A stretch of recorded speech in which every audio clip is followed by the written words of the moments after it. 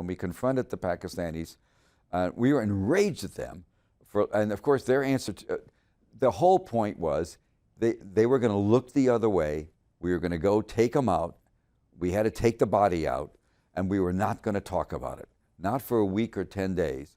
And it was all agreed. The president then would announce we had a drone raid. We do it all the time in the Hindu Kush Mountains on the Pakistani, not on the Afghan side, making clear it was on the Afghan side. And we hit a house, a wooden house with a Hellfire missile, and we did an after-action look, and we found the long, tall guy there. Bin Laden 6'4" or something like that.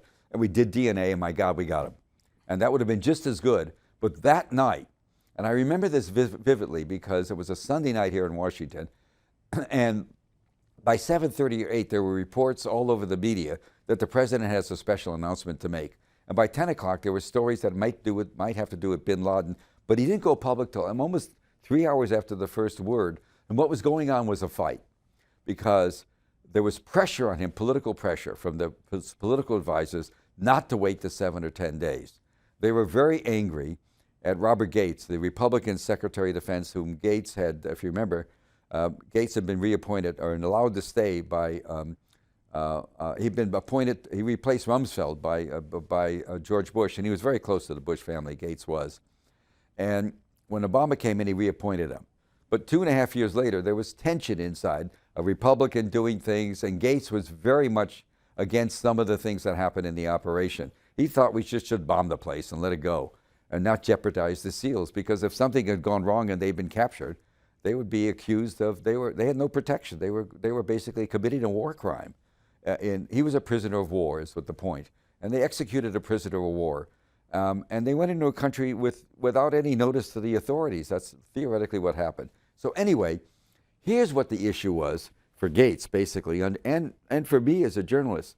What's so important about Pakistan? Why do we spend so much time cozying it up to the generals who run it?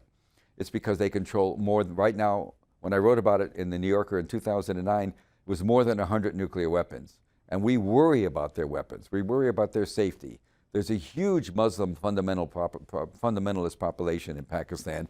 And in fact, the reason that the Pakistanis had never said anything publicly about having him since '06 is when the walk-in told us he came in. ISI found him in '06, according to the walk-in, which may or may not be correct. It could be earlier. I think it might be. But in any case, that's what the walk-in told us.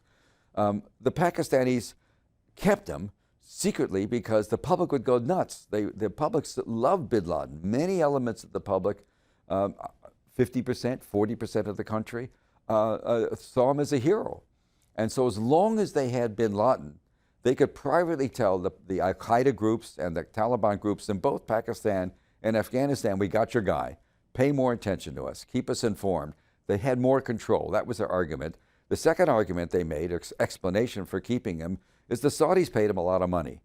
The Saudi Arabian government, you know, he's a Saudi. He came from an elegant, very wealthy family, Bin Laden family in Saudi Arabia, big construction family, not royal family, but they were major constructionists in building, and very wealthy.